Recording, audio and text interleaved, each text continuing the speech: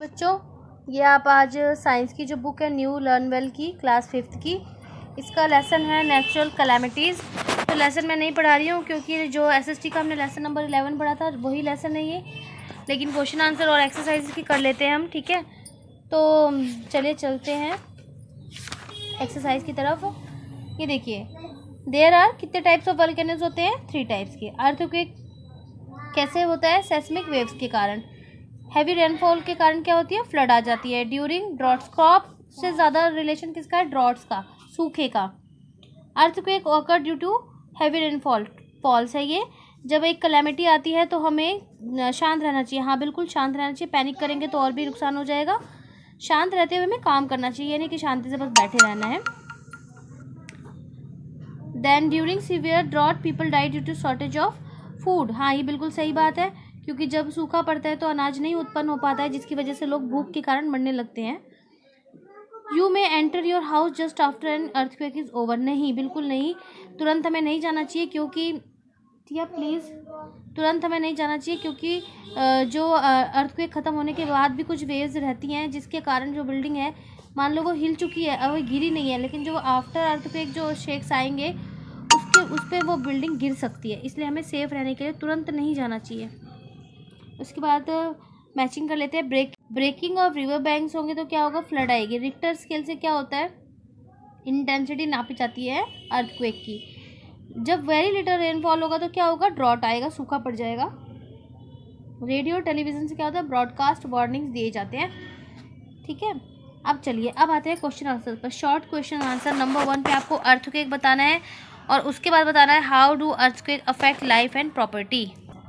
तो देखिए, page number 89 पे आएंगे आप, तो यहाँ पे लिखा हुआ है an earthquake is a sudden shaking और tremor on the surface of the earth. ठीक है, ये आपका शॉर्ट का आंसर नंबर 1। आंसर नंबर 2 देखिए यहाँ पे उसी पेज पे नीचे, they cause huge damage to life and property.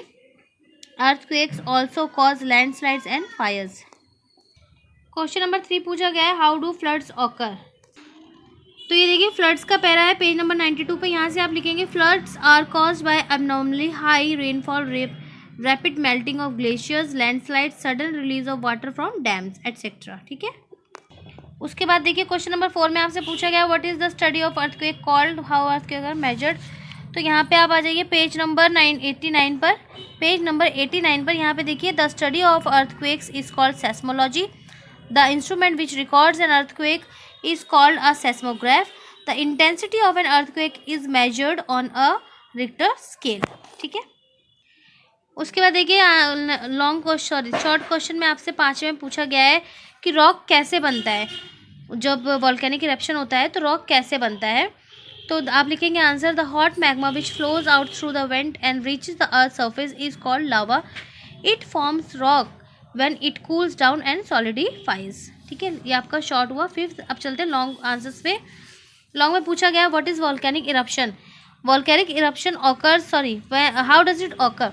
तो आप लिखेंगे volcanic eruptions occur when magma और hot liquid inside the earth comes to the earth surface through the openings called vents. ठीक है, इसके बाद में पूछा गया नेम द 3 टाइप्स ऑफ। तो आपको सिर्फ नेम बताने हैं, तो आप लिखोगे 3 types of volcanoes are active volcanoes, dormant volcanoes और एक्सटिंक्ट वॉल्केनोज। और यहाँ पे डोरमेंट के साथ आप स्लीपिंग भी लिख सकते हो। ठीक है, लिख सकते हो, क्या हो लिख देना ही बल्कि ब्रैकेट में।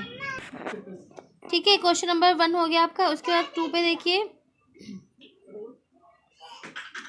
व्हाट इज सुनामी और सुनामी इफेक्ट। तो सुनामी देखिए, लॉन्ग का आपका 94 पेज नंबर पे लिखा हुआ है, tsunami is displacement of ocean water due to earthquakes, under water, volcanic eruptions etcetera. ठीक है, अब इसकी जो इफेक्ट्स लिखोगे आपको यहाँ से करवा रही हूँ, तो आप लिखोगे इसमें पूछा गया ना कि कैसे मतलब ह्यूमन लाइफ को अफेक्ट करती है। तो आप लिखोगे tsunami can severely affect coastlines, causes a large scale loss to life and property. ठीक है, सिर्फ इतना ही लिखना है। आंसर नंबर 3 देखिए, पेज नंबर 93 पे लिखा हुआ है, if a particular area receives no rainfall और very little rainfall lower than normal for a long period it leads to drought. उसके बाद आप लिखेंगे प्रिवेंटिव स्टेप्स, या ये इस तरीके से लिखना, ये steps for controlling the damage of, इस तरीके से मतलब steps for controlling the damage caused by the drought, फिर ऐसे करके लिखेंगे।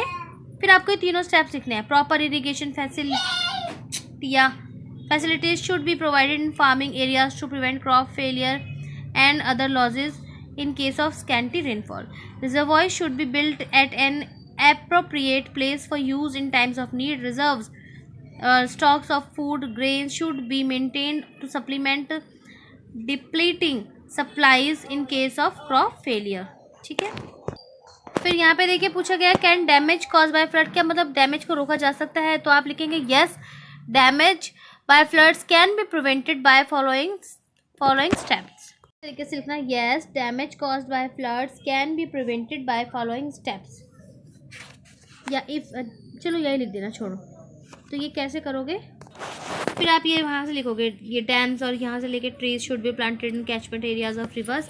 इसके बाद प्रॉपर पब्लिक एड्रेसेस शुड, ये सारा 4 पॉइंट्स है, ये चारों लिखना है, ठीक है। एक्चुअली में आपका लॉन्ग क्वेश्चन है वो ये वाला है, क्योंकि इसमें आपसे कहा गया है कि डिफरेंट क्लाइमेटीज़ को डिस्क्राइब कीजिए। तो यहाँ पे आइए आप, सबसे पहले आप ऊपर लिखोगे the harmful events that are caused by nature और natural processes of the earth are called natural calamities और नेचुरल डिजास्टर्स। फिर आप नीचे लिखोगे there are following natural disasters. पे आप वॉल्केनिक इरप्शन लिखोगे, वॉल्केनिक इरप्शन वैसे ही लिखोगे जैसे आपने लॉन्ग में 1 लिखा था ना, वही वाला पॉइंट लिख दोगे।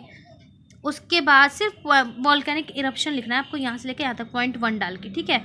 उसके बाद आपका आता है अर्थक्वेक, तो अर्थक्वेक नंबर 2 पे फिर वही लिख दोगे जैसे आपने शॉर्ट में लिखा था, पॉइंट नंबर 2 डाल के यहाँ से यहाँ तक अर्थक्वेक लिख दोगे। अर्थक्वेक के बाद आता है आपका सुनामी, तो सुनामी आपने अभी एक आंसर में लिखा है ना पीछे से, ये लिख दोगे आप तीसरा नंबर डाल के, सुनामी ये वाला लिख दोगे जो आपका लॉन्ग के 2 में लिखा है आपने। सुनामी के बाद फिर आपका आता है साइक्लोन, तो साइक्लोन और ये आपको यहाँ से लिखना है strong tropical winds travelling at a great speed sometimes with spinning motion are called cyclone, hurricane और टाइफून, ठीक है।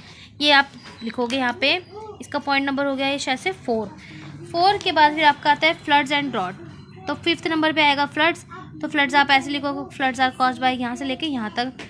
उसके बाद आएगा ड्रॉट, तो ड्रॉट यहाँ से लिखोगे if a particular area receives no resource, यहाँ से लेकर ड्रॉट तक। इसमें आपको 5 बता देने हैं। 5 कितने बन रहे हैं ये, 1 2 3 4 6 बन रहे हैं, ठीक है। तो 6 के 6 पॉइंट आप इसके अंदर लिखोगे और ये आपका चैप्टर ख़त्म होता है यहाँ पे। और इस तरह पढ़ते रहना, खुश रहना। गॉड ब्लेस यू बच्चों, बाय।